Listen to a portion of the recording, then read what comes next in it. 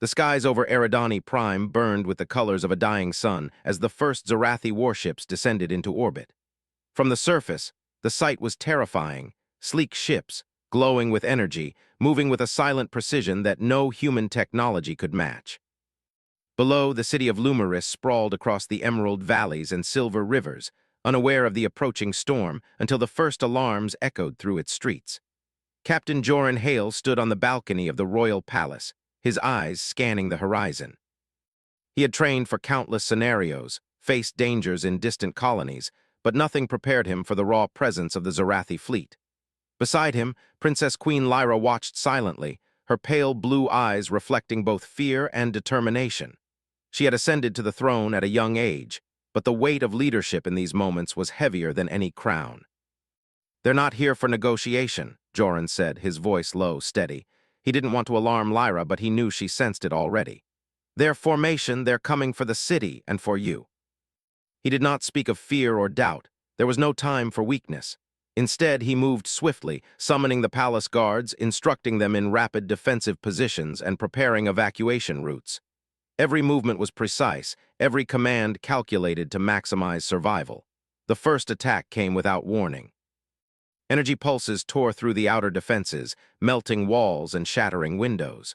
The Zarathi soldiers descended in dropships, their armor glinting with an otherworldly light, their movements precise and coordinated.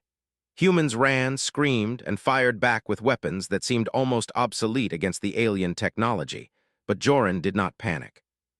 He moved through the chaos, shielding Lyra with his body when debris fell, pushing civilians to safety, and countering alien attacks with every tool at his disposal. "Keep moving! Stay with me!" he shouted, grabbing Lyra's hand and pulling her toward the underground corridors that led to the old escape tunnels. She followed without hesitation, trusting him completely. He had saved lives before, but today it was not just about survival. It was about proving that humanity could endure, even when faced with beings who seemed invincible. In the tunnels, the air was cool and damp, a stark contrast to the burning city above. Joran paused, listening to the distant sounds of battle. Explosions shook the walls, and the cries of both human and alien could be heard echoing through the stone corridors. He knew they had little time. "We have to move quickly," he said. "The Zarathi will push every advantage. We need a place to regroup." He moved with a mix of strategy and instinct, leading them through hidden passages that had been built centuries ago for just this kind of emergency. Each step was a test of endurance and courage, yet Joran's resolve never wavered. Above ground, the battle raged. Joran had left a small team of palace guards to engage the alien forces, buying time for the Queen's escape. The humans fought with desperation and ingenuity, using improvised traps, smoke screens, and their knowledge of the city's terrain to slow the invaders. Joran had taught them these tactics in the brief hours before the attack, and now they were proving their worth. Civilians joined in, throwing debris, igniting fires, and doing whatever they could to resist. It was a chaotic symphony of human determination against alien precision. As they emerged from the tunnels into a hidden courtyard, Joran quickly assessed their situation. They were outside the city walls, but the Zarathi were relentless. Drones hovered overhead, scanning for movement, and Joran knew it was only a matter of time before they were discovered. He needed a distraction, something clever that would buy them the precious minutes they required. Spotting a series of old supply crates, Joran began to move them into position, rigging them with flammable chemicals scavenged from the palace stores. "When they come through that gate," he said to Lyra, "we make a show. It won't stop them entirely, but it will slow them down long enough for us to disappear." Joran gave a sharp whistle, and the crates ignited in a spectacular explosion, sending plumes of fire and smoke into the sky. The aliens recoiled, momentarily disoriented. Joran grabbed Lyra's hand and ran, ducking behind a collapsed wall. Civilians cheered and shouted, their courage swelling at the sight of humans standing firm. For a moment, the impossible seemed achievable. The humans were proving that their ingenuity and bravery could challenge even the most advanced enemies.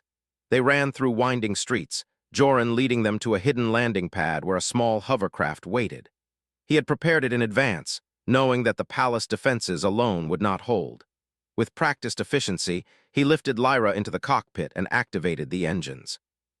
The hovercraft lifted off the ground, weaving between debris and flames, narrowly avoiding the Zarathi patrols that searched for them. As they ascended into the sky, Lyra took a deep breath, the wind whipping against her face. She had feared the worst moments ago, but now, looking at Joran at the controls, she felt a surge of hope. He was more than a soldier. He was a shield, a protector, and a beacon of human resilience. "Where do we go?" she asked, her voice steady now. "Somewhere safe," Joran replied. "Somewhere they won't find us immediately. We need time to plan our next move." Below, the humans continued to resist, inspired by the courage of a few who refused to bow to superior force. Joran watched the horizon, calculating, thinking ahead. He knew the Zarathi would pursue them relentlessly, but he also knew that humanity had a way of turning disadvantage into opportunity. They had survived worse, and they would survive this too. Hours passed as they navigated the landscape, moving toward the ancient forest on the outskirts of the city. It was a place few humans ventured, filled with dense trees and hidden valleys. Joran guided the hovercraft with precision, avoiding patrols and scanning for signs of pursuit. Finally, they landed in a concealed clearing, the forest canopy hiding them from prying eyes. Joran helped Lyra out of the craft and looked around. The forest was silent, save for the distant echoes of battle. For the first time that day, he allowed himself a moment to breathe. They were safe for now, but he knew it would not last. The Zarathi were patient hunters, and the chase had only begun. Lyra turned to him, her expression a mix of gratitude and admiration. "You saved me," she said softly. "I don't know how to thank you." "We find a way." The Zarathi might be stronger, but the human spirit was proving resilient. As night fell, the sounds of the city faded, replaced by the gentle rustling of leaves and the distant calls of nocturnal creatures. Joran sat by a small fire, polishing his weapons and reviewing the maps of the surrounding terrain. Lyra sat nearby, her thoughts on the day's events and the uncertain future ahead.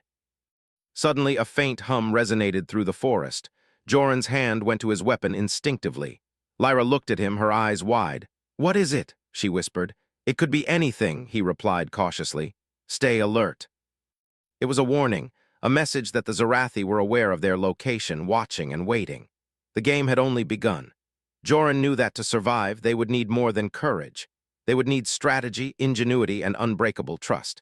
And as he glanced at Lyra, he understood that their bond, leader and protector, queen and soldier, would be the key to surviving the trials to come. The fire crackled between them, casting long shadows in the forest. The city was lost for now, but the human spirit was not.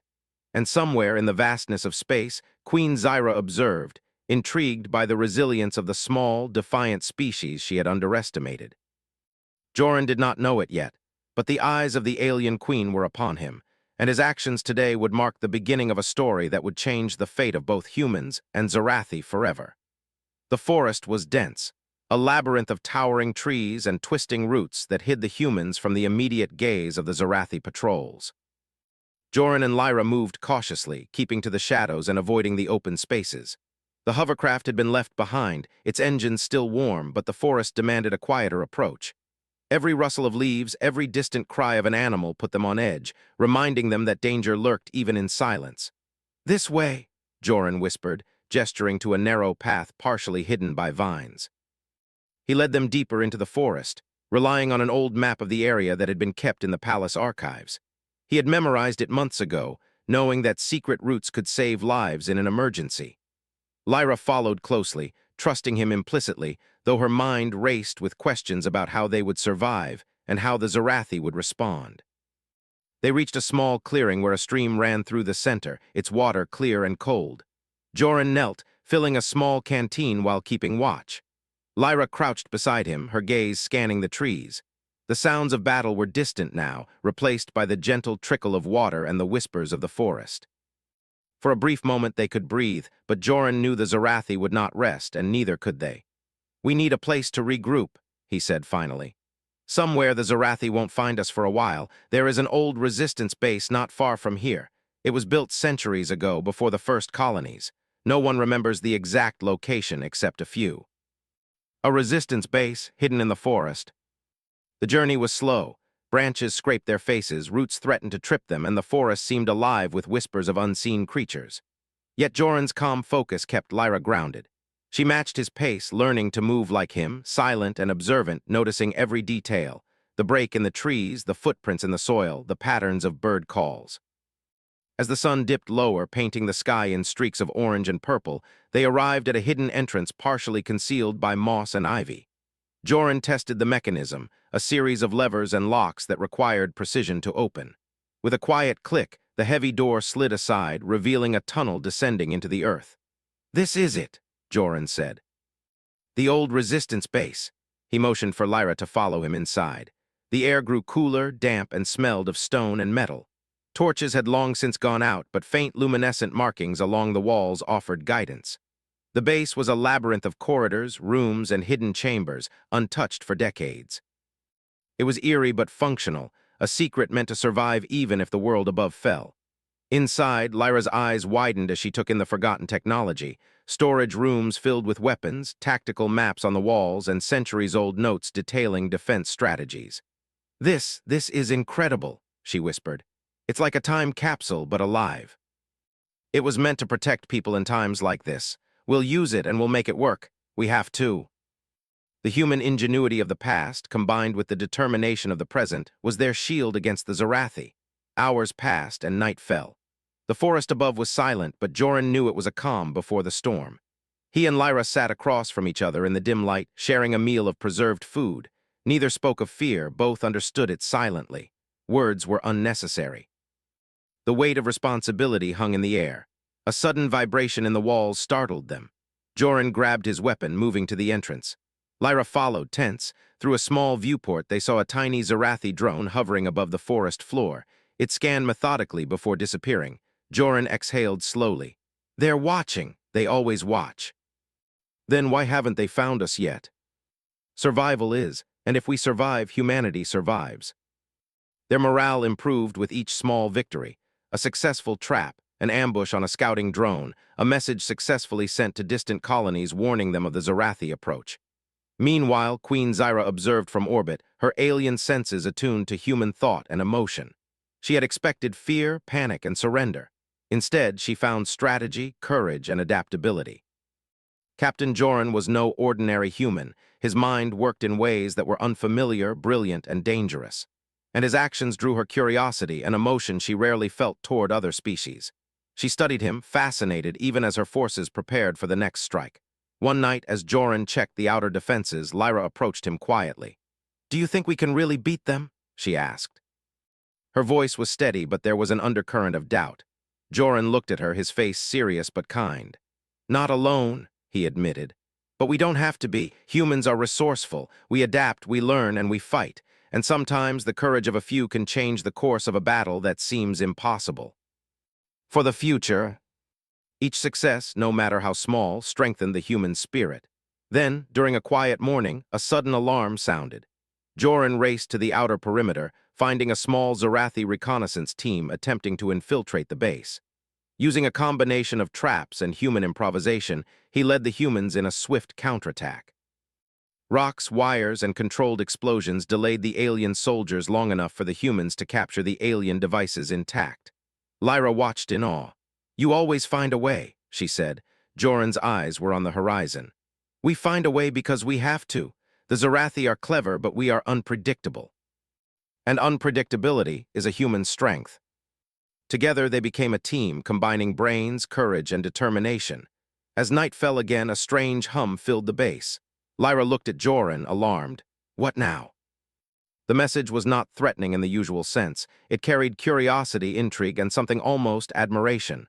Lyra shivered. "She's watching you." But the Zarathi were patient, and the real challenge was just beginning. Queen Zyra's interest in Joran hinted at a confrontation far more complex than battle, a challenge of mind, will, and perhaps something even stranger. Joran turned back to Lyra, determination shining in his eyes. "We rest tonight. Tomorrow we plan.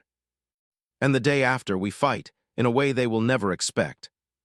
Her fascination with the human soldier deepened. Joran Hale was no ordinary human, and she knew that his actions in the coming days would be remembered, perhaps even revered, by both humans and aliens. The forest lay quiet, but the stage was set. Humanity had proven it could survive against overwhelming odds. And Joran Hale, shield of the Princess Queen, would soon prove that courage, cunning, and determination could be as powerful as the mightiest alien fleet. The quiet of the hidden base was deceptive. Outside, the forest seemed peaceful, but Joran knew better. The Zarathi never truly rested, and their patience was matched only by their precision. Yet tonight, a different tension filled the air. A strange hum resonated through the stone walls, soft at first, then stronger, vibrating through their very bones. Lyra turned to Joran, alarmed. "What is that?" she whispered. Joran's eyes narrowed. "I think it's her." She had been watching Joran, intrigued by his courage, his strategy, and his quick thinking. The psychic message shimmering before them was strange, almost beautiful, though the feeling behind it was impossible for humans to fully understand. It carried no threat, only curiosity. Joran stepped forward, placing his hand on the wall. The vibrations pulsed through him, and he felt a pull, as if he were being invited into a game he did not fully understand. "She wants a challenge," he said slowly. "Something like a duel, but with minds instead of weapons." "Exactly why we have to do this. We can't face them head-on yet, but if I can engage her mind, distract her, maybe we can gain time, maybe even learn something." He paused. "And we survive, Lyra, that is the most important thing." Joran studied it carefully, analyzing the rhythm and flow. "It's like a puzzle," he said. "We move carefully, predict, adapt. That's what humans do best." The patterns responded, twisting and pulsing faster, probing for weakness, for hesitation. Joran remained calm, studying each movement, anticipating each shift. Humans had faced impossible odds before, and their strength lay in creativity, improvisation, and unpredictability. That would be his weapon now. Hours passed in this silent, mental battle. Queen Zyra's presence was overwhelming, a tidal wave of thoughts, emotions, and intelligence that could crush a human mind if not approached carefully. But Joran moved like water, bending and flowing around her psychic probes. He used subtle tricks, small diversions, and human ingenuity to counteract her advances. He remembered ancient games, strategies taught in war colleges, and even simple human logic puzzles, adapting them to this alien challenge. Lyra watched in awe. She could feel his concentration, his skill, and the immense pressure he was under. Yet he remained composed, even as the light shimmered violently and the floor beneath them seemed to pulse with energy. Every instinct, every training, every moment of human experience guided him. Finally, Joran found a pattern in Zyra's approach. He noticed the rhythm of her probes, the slight repetition in the way she tested him. It was subtle, almost imperceptible, but it was there. With careful calculation, he turned her strength against her, predicting the next sequence before it arrived, guiding the patterns into loops that stalled her advance. A sharp cry echoed in his mind, not of anger but of surprise. Zyra had not anticipated such ingenuity. Humans were chaotic, unpredictable, and Joran's mind was a perfect example. She paused, and the pulsing light stilled, hovering above the ground in a faint shimmer. "You are unusual," her voice echoed in his mind, alien yet melodic. "You do not bend, you adapt. You do not fear, you think differently, and you are mine. Your mind, your courage, your creativity, I claim you as one to observe, to challenge, and perhaps more. You are not merely a soldier, you are extraordinary, and extraordinary beings are rare in the galaxy. But we have survived this first test. That alone matters." He turned to Lyra, his gaze firm. "We have to prepare for what comes next. She will be curious, persistent, and clever, but we are human. We survive because we do not give up, because we improvise, because we care for one another. We will fight in our way and protect our people." The next days were spent preparing for both physical and mental confrontations. Joran trained Lyra and the small group of survivors, teaching them to move quietly, to improvise with limited resources, and to anticipate attacks. They built new traps in the forest surrounding the base, using their knowledge of the terrain and the alien tendencies they had observed. Every lesson, every trap, every plan was a statement of human ingenuity, a declaration that they would not surrender. Queen Zyra continued her observation. She sent small reconnaissance drones, probing for weaknesses, but they found clever counters and traps that frustrated them at every turn. Humans had no access to her technology, yet they used strategy, improvisation, and courage to survive and even gain the upper hand in minor skirmishes. Each success fascinated Zyra further. This human soldier, Joran Hale, was more than clever. He was relentless, unpredictable, and remarkably resilient. One evening, Lyra approached Joran as he worked on a new defensive strategy. "Do you think she respects you, or is it just curiosity?" she asked quietly. Joran paused, considering. "Respect is part of it, but curiosity is stronger. She wants to see what we can do, how far we can push, how clever humans truly are. And that is our advantage. Humans can surprise even the strongest minds because we are creative, emotional, and unpredictable. She cannot predict us perfectly. That is our strength. Joran and Lyra mapped out patrol routes, escape paths, and traps. They studied the alien devices they had captured, learning their patterns and weaknesses. Each small victory was a boost to morale, and the survivors began to see that survival was possible, even against the overwhelming power of the Zarathi. Suddenly, a ripple of energy passed through the base, a minor psychic probe from Zyra testing their reactions. Joran responded instinctively, guiding the survivors through a series of evasive maneuvers. The probe dissipated harmlessly, and Lyra exhaled in relief. "You were amazing," she said. "You guided everyone without panic, without hesitation." "We do not panic because panic kills. We think, we act, we adapt. That is the human way, and we survive because we refuse to give up." Queen Zyra's attention was now focused entirely on him, and the next challenge would be more than a simple psychic test. It would be a battle of wits, endurance, and willpower. But Joran did not fear it. Humans were resilient. They adapted. They learned. And above all, they survived. With Lyra by his side and the survivors around them, he knew they could face even the most extraordinary challenge. The sun rose over Eridani Prime, casting golden light on the forest canopy. The humans were hidden but alive. The Zarathi observed from above, calculating, curious, and perhaps, for the first time, genuinely uncertain about the unpredictable species they had underestimated. Joran Hale had proven himself, not by strength alone, but by mind, courage, and determination. And Queen Zyra had noticed.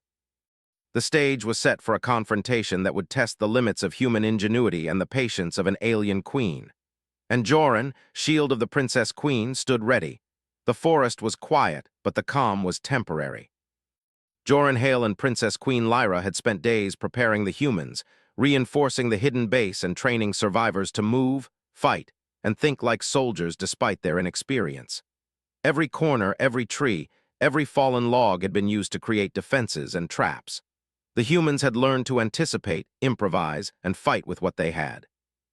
Their courage had grown with each challenge, and now they were ready to take a stand.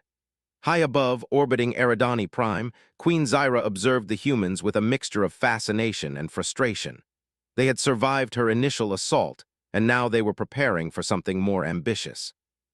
The alien queen had sent a message through the psychic link that reached Joran and Lyra, offering a temporary alliance. The terms were simple. If the humans could prove themselves in a decisive battle against a common enemy, rogue Zarathi factions threatening the colony, they would earn a reprieve. Joran studied the message, analyzing it carefully. He understood the stakes.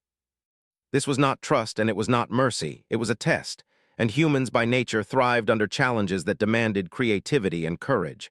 Lyra watched him, her expression serious. "Do we accept?" she asked. Joran nodded. "We have no choice if we want to survive, but we will do this on our terms. We fight smart, not reckless." The aliens had superior technology, but humans had strategy, unpredictability, and courage, the traits that could turn the tide. The valley was rugged, filled with rocks, streams, and dense foliage. Joran divided the survivors into small units, assigning roles: scouts, trap-setters, signalers, and decoys.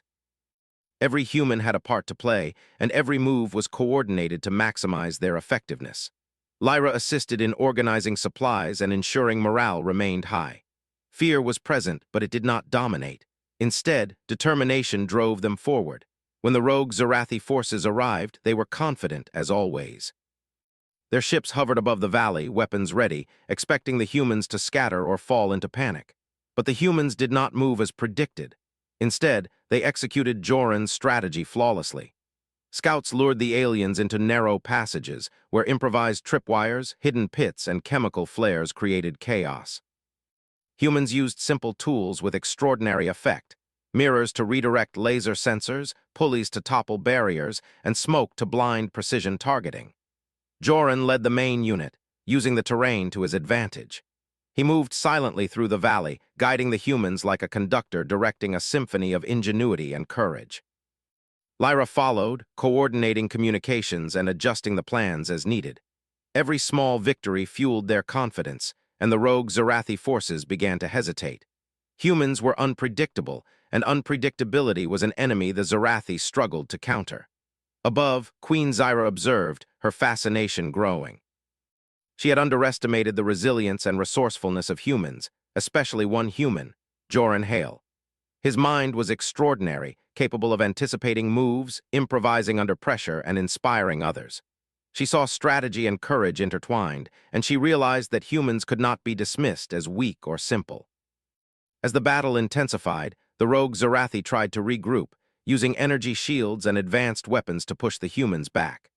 Joran anticipated their moves, sending decoys to draw them into traps while his main unit struck from unexpected angles. Rocks rolled down slopes, snaring alien troops. Flares ignited chemical reactions that disoriented them. Humans fought with precision and cunning, and the impossible began to feel possible. Lyra, though not trained as a soldier, played a crucial role. She observed the alien patterns, predicted their tactics, and coordinated signals for ambushes. Her leadership inspired confidence among the civilians turned fighters. Each human understood that their survival depended not just on strength, but on quick thinking, unity, and courage. Hours passed, the sun climbing higher, turning the valley into a theater of smoke, fire, and calculated chaos. The rogue Zarathi forces were battered, frustrated, and confused. Their superior technology could not account for human creativity and adaptability. Every move they attempted was countered by strategy, improvisation, or pure human cunning. Joran spotted the remaining alien leaders attempting a coordinated attack. With a swift signal, he initiated the final phase of the plan. Humans in hidden positions triggered a series of traps that blocked retreat paths, disabled weapons, and funneled the aliens into narrow passes. Then, with coordinated precision, the humans launched a counterattack, striking from multiple directions. The rogue Zarathi were overwhelmed, not by brute force, but by strategy, unpredictability, and the indomitable will of humans. When the dust settled, the valley was quiet. Humans stood victorious, exhausted, but triumphant. They had survived a superior force through courage, ingenuity, and teamwork. Lyra surveyed the scene, her pride in her people shining through. Joran wiped sweat from his brow, his mind already considering the next steps. From orbit, Queen Zyra sent a psychic wave, acknowledging the outcome. She had witnessed human ingenuity firsthand and was impressed beyond measure.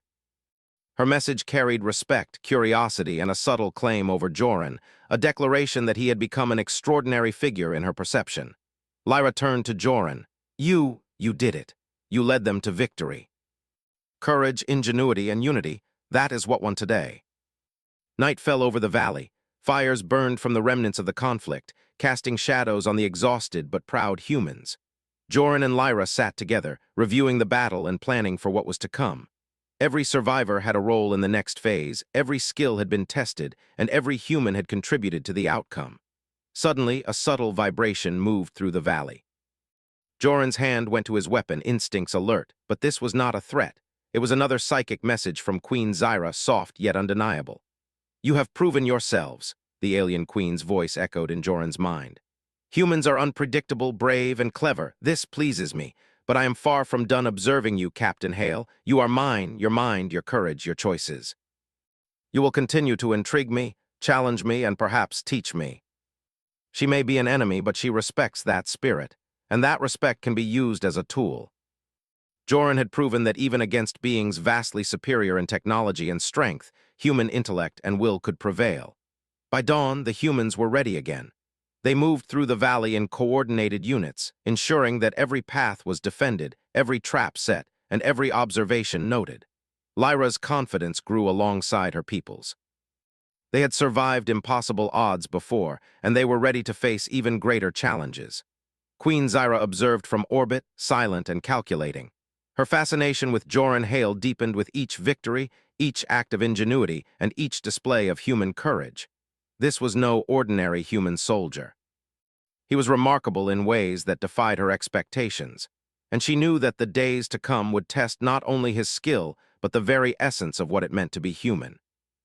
As the sun rose over Eridani Prime, casting light on the Valley of Survivors, Joran Hale stood tall, shield of the Princess Queen, strategist of the human spirit, and leader of those who refused to be crushed by fear or superior force.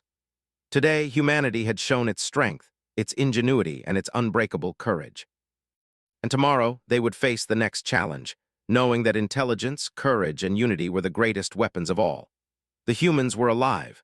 They were victorious. And for the first time, even the alien queen who had declared him hers had to recognize that one human could challenge her in ways she had never anticipated. The forest outside the valley was alive with movement. Joran Hale and Princess Queen Lyra had spent weeks preparing, training their people, and setting up defenses. Each day had been a lesson in patience, strategy, and human ingenuity. They knew the Zarathi would not wait forever. Queen Zyra's fleet was vast, and her curiosity regarding Joran had only grown. Today, the final test would come, not just of strength, but of courage, intelligence, and human will. The first sign of the incoming fleet was the sky darkening with the glint of Zarathi ships. They approached in precise formation, their energy weapons gleaming, but Joran did not panic. He had anticipated this moment. He had studied the patterns of alien movement, observed their strategies, and prepared his own responses. Every human under his guidance knew their role. Every trap, diversion, and tactic was designed to maximize the advantage of the unpredictable human spirit. Lyra stood beside him, overseeing the coordination of their forces. Civilians turned fighters moved with confidence, their morale high from previous victories. They had learned that fear could be transformed into courage, and desperation could be turned into strategy. Joran's leadership had inspired them, and now that inspiration would be tested on the battlefield. The Zarathi advanced, expecting an easy triumph. Their superior technology allowed them to strike from the skies, to anticipate standard human reactions, and to overpower with raw energy. Yet, humans did not react predictably. Scouts lured small squads into ambushes. Hidden traps slowed armored units. Mirrors redirected sensors, smoke obscured targeting systems, and improvised weapons disarmed the invaders. Joran and Lyra coordinated each maneuver with precision, their minds in perfect harmony with the humans they led. Queen Zyra observed from orbit, her alien senses scanning every move. She had expected hesitation or panic. Instead, she saw order, courage, and intelligence. She felt a fascination that was almost alien even to her. Captain Joran Hale was extraordinary, not because of physical strength, but because of his mind and his spirit. She had declared him hers in a way her people understood, but his resilience now showed that humans were not merely possessions. They were partners, challengers, and in some ways, equals in ingenuity. The battle raged through the valley, the air thick with smoke, light, and the sounds of human determination. Joran directed small units to exploit weaknesses in the Zarathi formations, using speed, clever distractions, and the environment itself. Rivers were diverted to create mud traps, rocks tumbled to block paths, and fires lit strategically to disorient. Every action was calculated, yet improvised in response to the aliens' movements.